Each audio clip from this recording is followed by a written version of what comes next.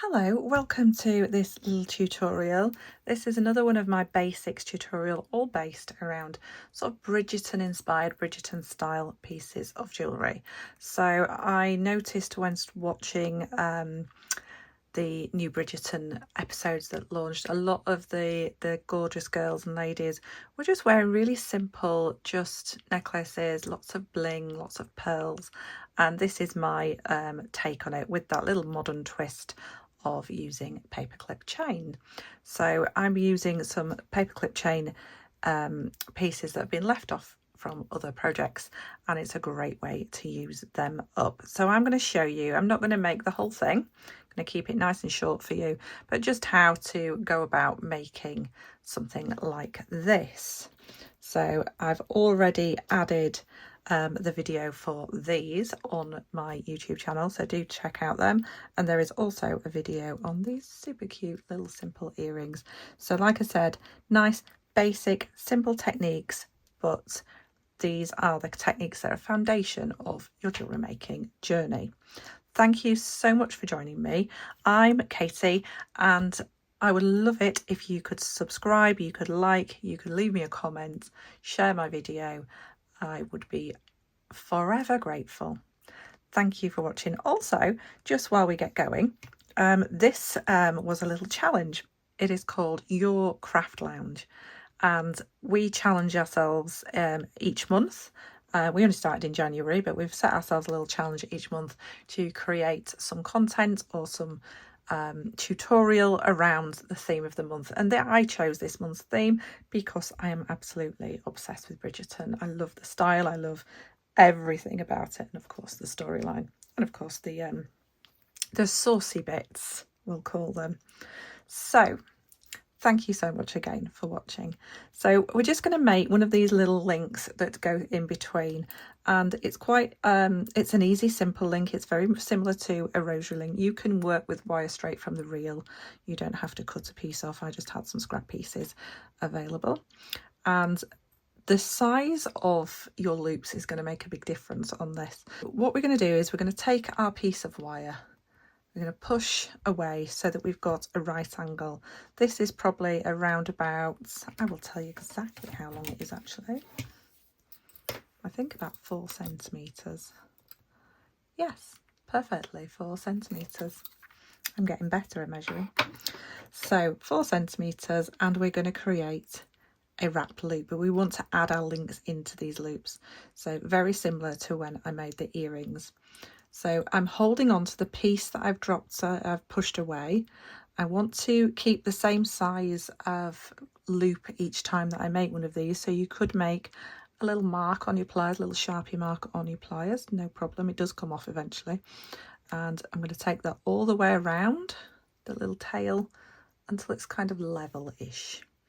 Then I'm going to reposition, and then I can go over or under. The wire was already going under there, so I went under. And then at this point, I'm going to take that out and just open up that loop just a tiny bit. And that's when I want to just pop on my chain loop. So this is one of the paperclip chain links that's been sort of part of sort of a design that maybe is left. Like I've got this little piece here, and I don't really have a big use for that at the moment, so I'm using the links from it. So the reason that we've got a very small loop here is because we're using a very fine wire. So I'm using a 0.4 millimeter wire, which is your 26 gauge in US terms.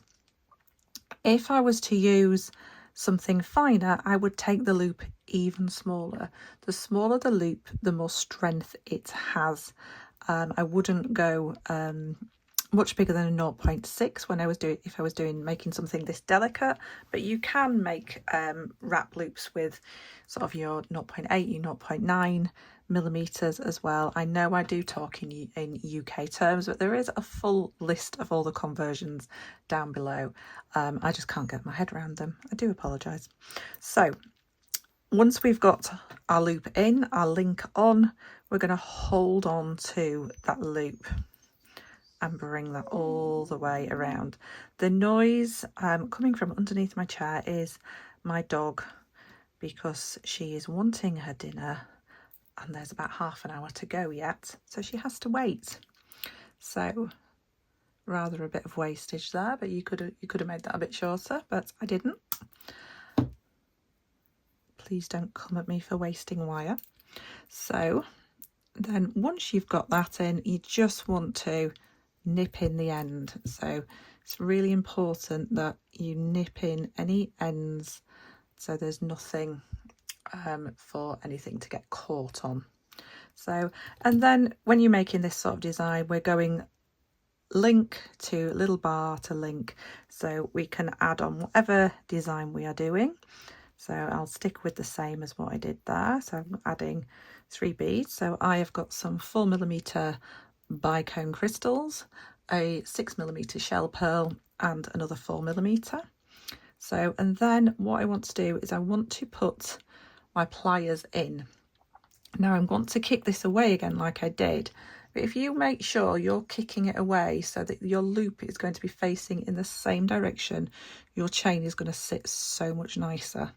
So we are going to kick that away, and you can see when I bring that around, that loop is going to be sat in the same direction as this loop, and it will make my chain, my overall piece, sit so much more beautifully. We want nice level loops. So again, I've popped my pliers in, try to get it in the same place as before. Like I said, you can make a mark, and then I'm going to take this wire all the way around, reposition, and pop that across. Now I'm just going to push that just so that I know I've got it nice and straight, and you can see both my loops are in the same direction. And then again, before we move on, we need to remember to just open this up just a little bit, just so that we can add our link on, and then we're just closing that up again, making sure the link's kind of out of the way, like so. And then we're going to use this wire to just gently wrap down towards the beads again. So we've got a really beautiful, neat wrap loop, basically a rosary link, not a rosary chain, a rosary link is what you would call it.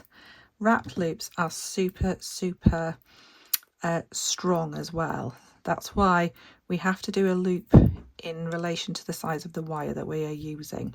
If we were to do a very fine wire and then pull it, it would distort that loop, it would stretch the loop. So we have to make sure that we're doing the right size loop for the right size wire that we're using.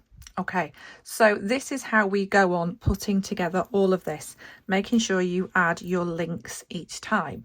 So it will depend on, what are you doing? She's trying to get my attention. So it will depend on the length that you want to how many links you want to add. What I did, I added 3 links at each side, just because I think it looks nice and is a bit more comfortable just at the back of the neck. And then I let 1 link hang down. So I added this extra link, added a little charm. So if you want to know how to make that exact charm, there's a little video with this one here. I'll pop the link up above, and I'll pop it down in the description, and all the other tutorials that link to this little range of designs. So yeah, you're just going to continue to create these beautiful delicate links, and it's going to give you such a lovely fluid chain because of the way that you are making those links, making sure that your loops are always in the same direction. And it will make all of these links, because if you imagine the one's one way and one's the other way, these links are not going to sit as well either. So it's a big thing is thinking about the direction of your loops. So thank you so much for watching that. I know it's a very simple demonstration, but that is what these little range of videos is all about. Basic beading, basic techniques, and getting you going and more relaxed with your jewellery making. and I hope you've enjoyed it. There are lots more to come, and there are lots more that have already happened, so do scroll down my videos and see if there's anything you fancy making. I will see you again super soon, and don't forget to subscribe.